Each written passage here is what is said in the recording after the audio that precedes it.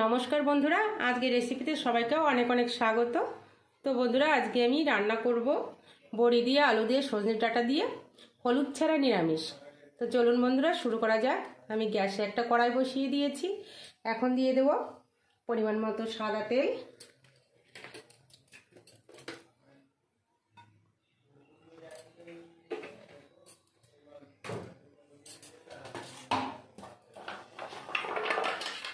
বড়িগুলো দিয়ে দেব।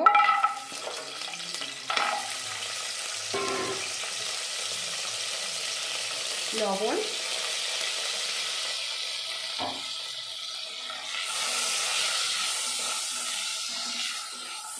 বন্ধুরা গরম পড়ে গেছে। গরমের সময় সজনে ডাঁটা খুবই উপকারী একটি সবজি।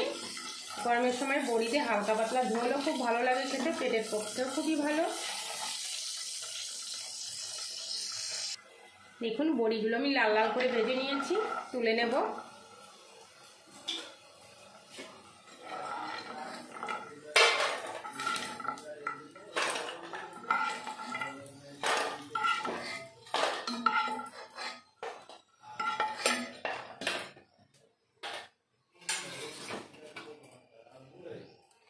ওই তেলে দিয়ে দেবো আর একটু তেল।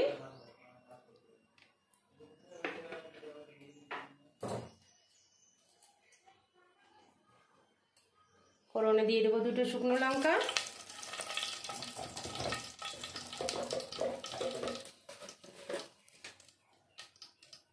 গোটা জিরে,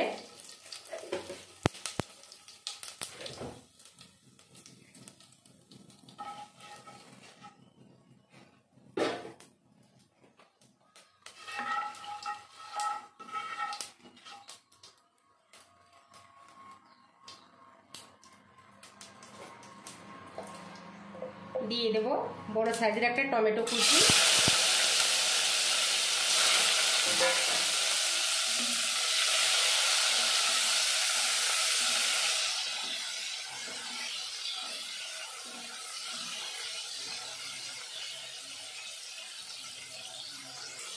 টমেটোটা আমি ভালো করে ভেজে নিয়েছি। এখন দিয়ে দেবো কেটে ধুয়ে রাখা ডাঁটা আর আলুগুলো।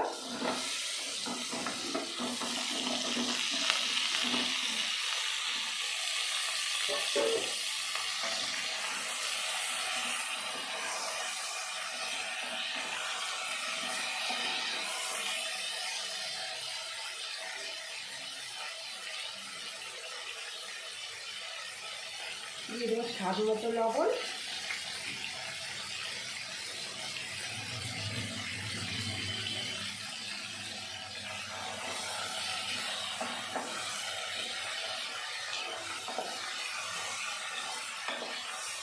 আপনারা চাইলে হলুদ ব্যবহার করতে পারেন, কিন্তু আমি আজকে রান্নায় কোনো রকমই কোনো হলুদ ব্যবহার করব না।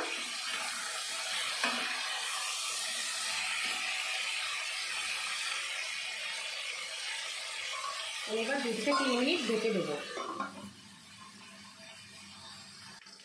ঢাকনাটা তুলে নেব।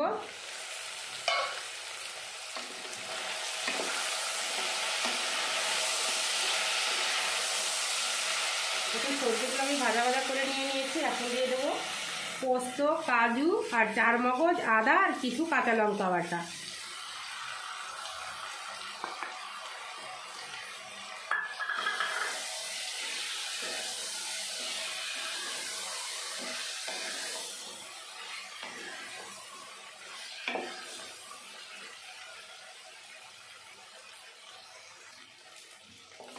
দিয়ে দেবো পরিমাণ মতো জল।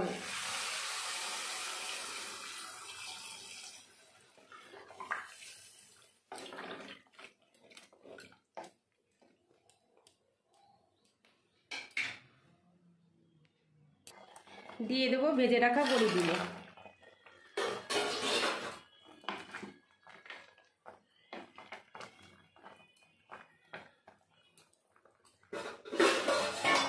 বড়িগুলো দিয়ে আমি আবার 2 মিনিট ঢেকে দেবো।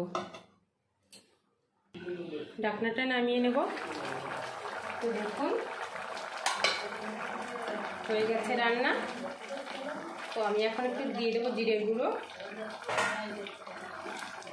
বন্ধুরা, এইভাবে এই রেসিপিটি বানালে দুর্দান্ত লাগে খেতে। তাই বলছি একবার হলেও এইভাবে বানিয়ে খেয়ে দেখবেন, খুবই সুন্দর লাগে। দিয়ে দিলাম একটু ভাজা জিরের গুঁড়ো। তো রেসিপিটি ভালো লাগলে চ্যানেলটিকে সাবস্ক্রাইব করে পাশে থাকবেন। আর সবাই ভালো থাকবেন, সুস্থ থাকবেন। আজকের মতো বিদায়, দেখা হবে আগামীকাল নতুন কোনো রেসিপি নিয়ে। এখন আমি তরকারিটি নামিয়ে নেব।